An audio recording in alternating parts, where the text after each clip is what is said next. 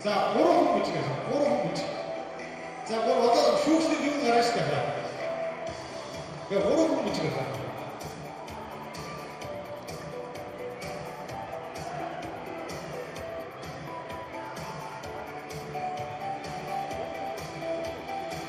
За бүгөөс боломжгүй гэдэг хариултыг өгч байна.